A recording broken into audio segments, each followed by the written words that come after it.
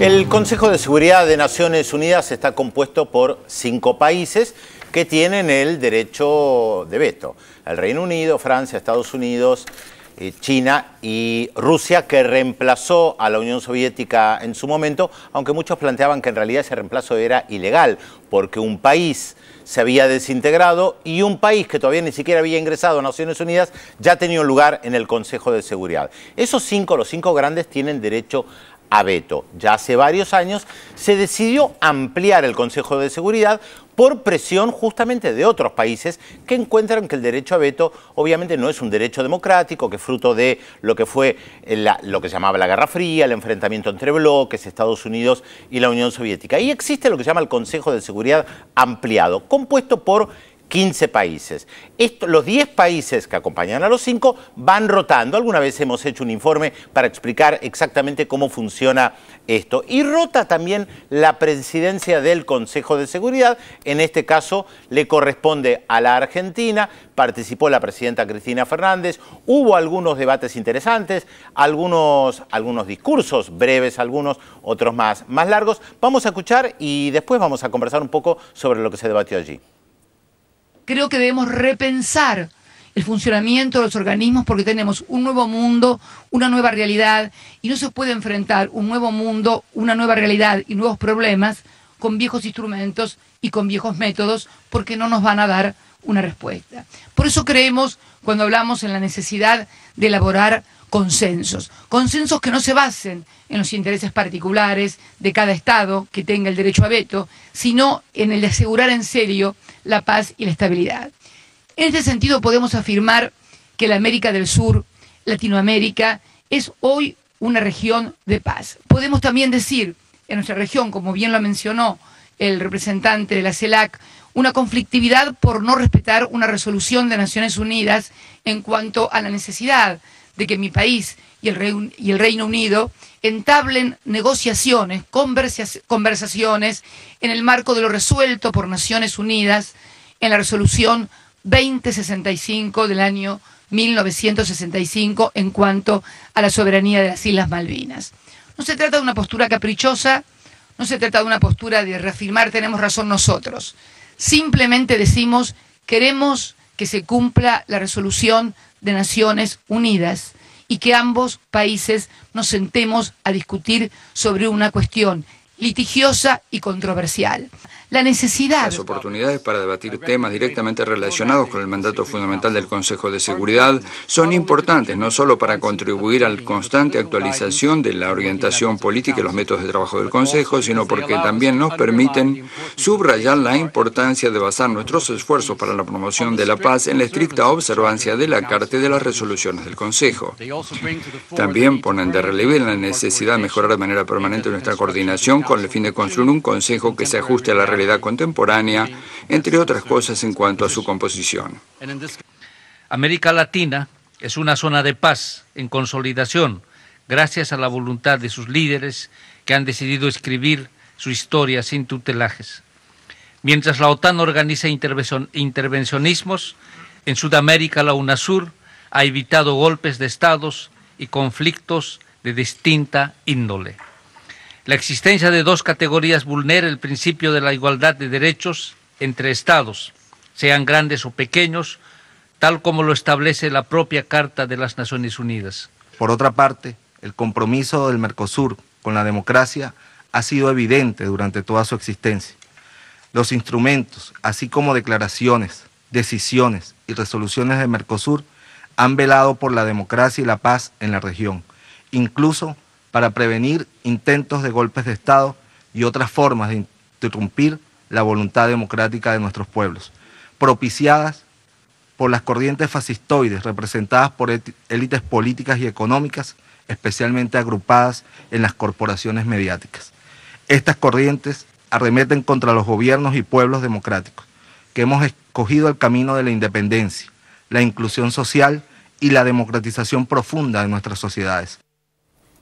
Lo escuchábamos al canciller venezolano, Elías Jawa, y también lo subrayó la presidenta de la Argentina, Cristina Fernández de Kirchner, el tema importantísimo de cómo se está moviendo organismos como UNASUR, concretamente la CELAC todavía es un organismo nuevo que no ha tenido un protagonismo histórico como el que ha tenido la UNASUR en relación a cómo se resuelven los temas regionales.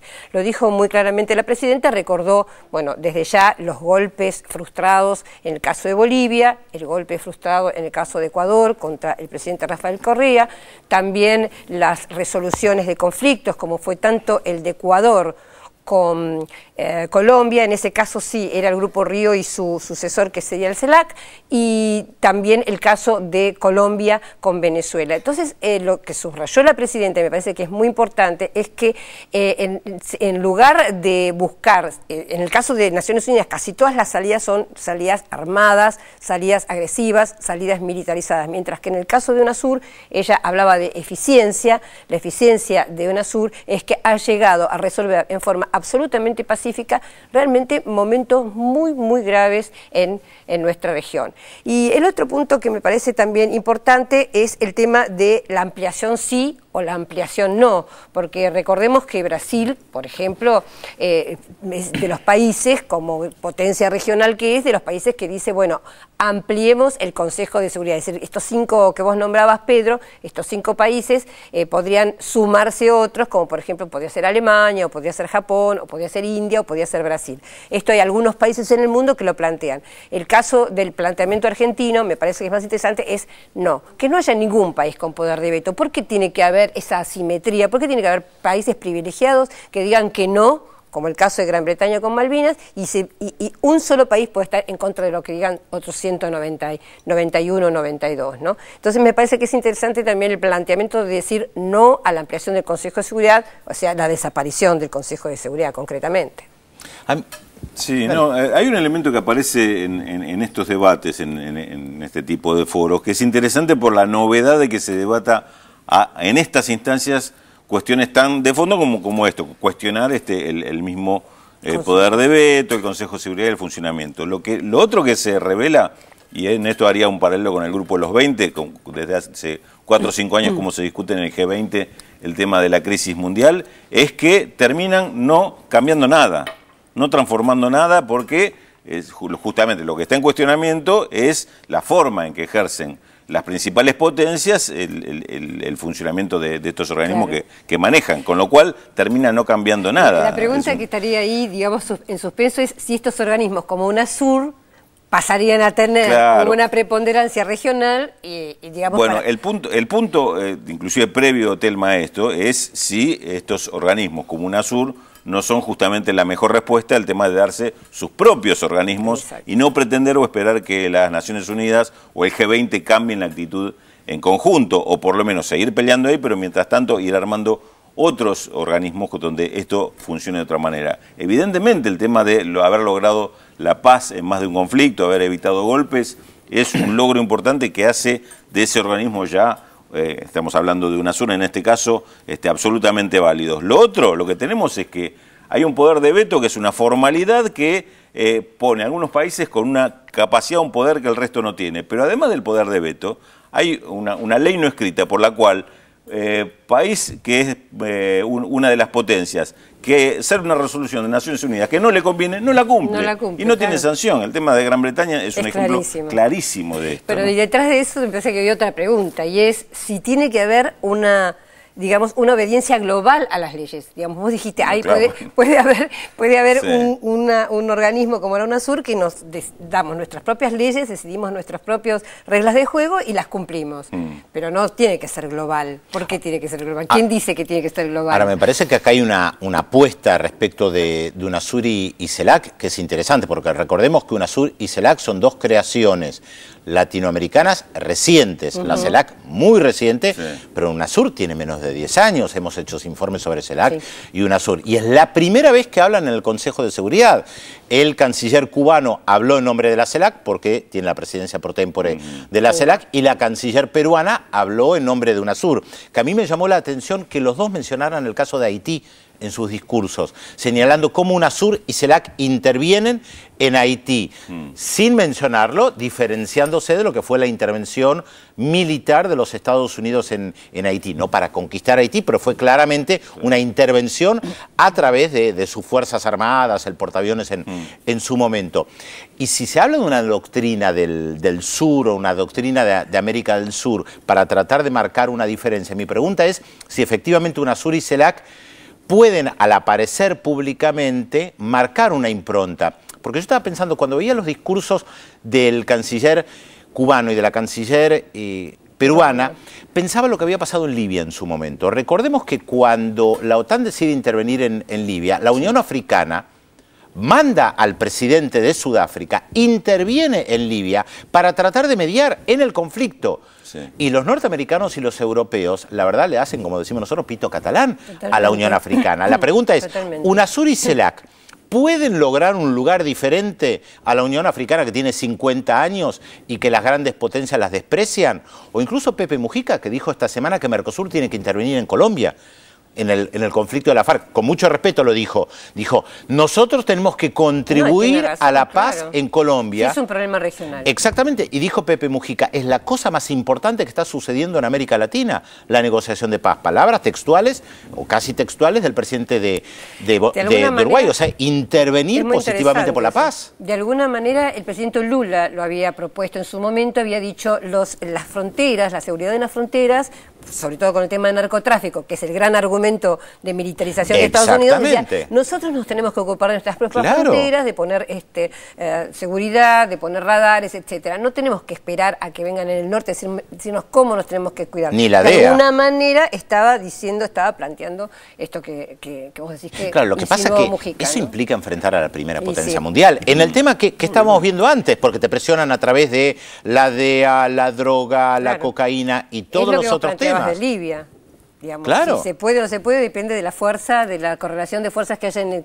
cada determinado momento en relación a las potencias. Bueno, está claro que la Unión Africana hoy no la tiene. No. Y me parece que hay una intención política que tanto UNASUR como CELAC sí tengan la capacidad de intervenir. De hecho, quien preside la CELAC es Cuba, que hasta el día de hoy está siendo bloqueado por Estados Unidos. No, y de hecho en las situaciones estas que estamos diciendo de posible quiebre institucional, incluso el que fue exitoso, como fue el de Paraguay, estuvo la UNASUR presente, fue la UNASUR en su conjunto que se presentó, en ese caso no se resolvió democráticamente, pero de todas maneras no hubo no hubo como en otros momentos donde, por ejemplo, recordemos el golpe del 2002 en Venezuela, Estados Unidos tuvo una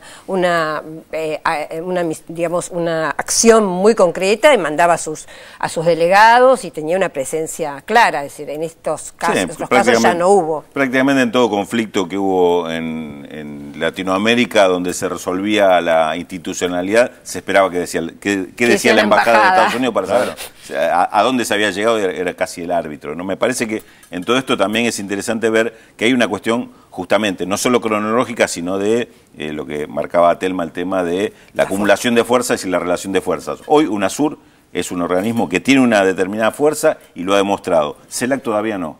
CELAC es un desafío más grande, es mucho más ambicioso y evidentemente todavía le está costando instalarse, digamos. Pero aparece públicamente en el Consejo de Seguridad, que es novedoso. O sea, le está diciendo a los tailandeses, a los malayos, a los japoneses, miren, ahora hay un nuevo organismo. El mes pasado fueron delegados de la CELAC a Moscú, y tuvieron conversaciones también, intercambio de acuerdos, pero como vos decís, se están dando los primeros pasos, se está moviendo mucho, de hecho hace poco hubo en Caracas también una reunión importante de la CELAC, pero bueno, por un lado la prensa lo difunde poco, esa es la realidad, se conoce como la agenda, la marcan, como sabemos, Europa y Estados Unidos mayormente, no se conoce tanto lo que hace la CELAC, y por otro lado va dando sus primeros pasos. Pero en relación a lo que decías de la Embajada de Estados Unidos, estaba pensando que también fue importante en esta reunión del Consejo de Seguridad el tema del espionaje.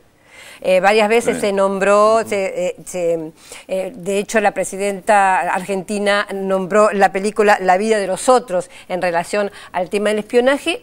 por un lado, subrayando la humillación que sufrió Evo Morales y exigiendo las disculpas del caso, y por otro lado también como protesta formal por estar espiando a nuestros países. Y del tema, si hablamos del tema, están muy tensas las relaciones entre Obama o entre Estados Unidos y Rusia, justamente por el caso Snowden. De hecho, el presidente Obama canceló una bilateral que tenía con el presidente Vladimir Putin. Iba a ser en coincidencia con la reunión del Grupo de los 20. Este año el Grupo de los 20 se reúnen en la bellísima ciudad de San Petersburgo. Y digamos, cercano a esto iba a reunirse Putin con Obama, y ahora Estados Unidos canceló porque dice que Rusia tiene una actitud agresiva con Estados Unidos. Ahora, es interesante, de todas maneras, si uno piensa la actitud de Rusia respecto a Estados Unidos y la actitud de América Latina y el Caribe, que acá desde el sur, desde nuestro sur, hay un desafío político que no hay en otras regiones. Totalmente. Y que es explícito. Con ambivalencias, con matices, la creación de la CELAC fue un desafío político muy claro, porque en la CELAC está Cuba, y Cuba no estaba en la OEA, y Cuba sigue siendo bloqueada por Estados Unidos. Y pensaba incluso lo que dijo el presidente de Venezuela, Nicolás Maduro, esta semana respecto a Puerto Rico.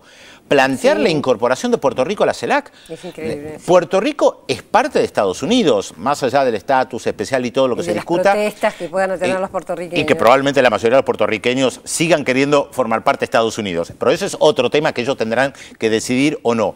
Acá hay un desafío político. Le están diciendo a Estados Unidos implícitamente, Puerto Rico es nuestra.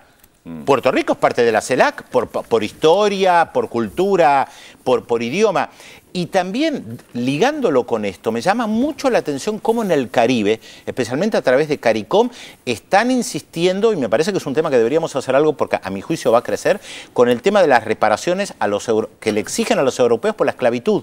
La CARICOM lo ha tomado como tema, plantearle al Reino Unido, a los Países Bajos, a Francia, a Portugal, ustedes trajeron esclavos, nos tienen que pagar, y de hecho Surinam se comprometió en nombre de CARICOM de llevarlo a UNASUR. O sea, UNASUR se va a ver involucrada en un debate respecto de reparaciones históricas por el tema de la esclavitud, que también no es un desafío político, es desafiar a las grandes potencias respecto de algo que ellos tal vez consideran que ya pasó, pero que sigue teniendo un significado. Tal cual. Bueno, ¿hay algún mensaje? Yo no recibí ninguno. No tenemos mensaje en la mesa. ¿Vos tenés mensaje? Estamos tratando de ordenarnos porque habrán notado, no está Félix Taylor, si no notar nosotros sí lo notamos. Vos estás diciendo que la ausencia de Félix Taylor arma un lío bárbaro. La sufrimos. Bueno, entonces, no hay mensaje, vamos a incógnita. Vamos a incógnita. Yo voy a pasar una pequeña agendita antes, y es que esta semana viene Kerry, va a estar en Colombia y después va a estar en Brasil. El día 13 va a estar a reunirse con Dilma Rousseff, vinculado con este tema del espionaje y con la visita que Dilma va a hacer a Washington en el mes de octubre.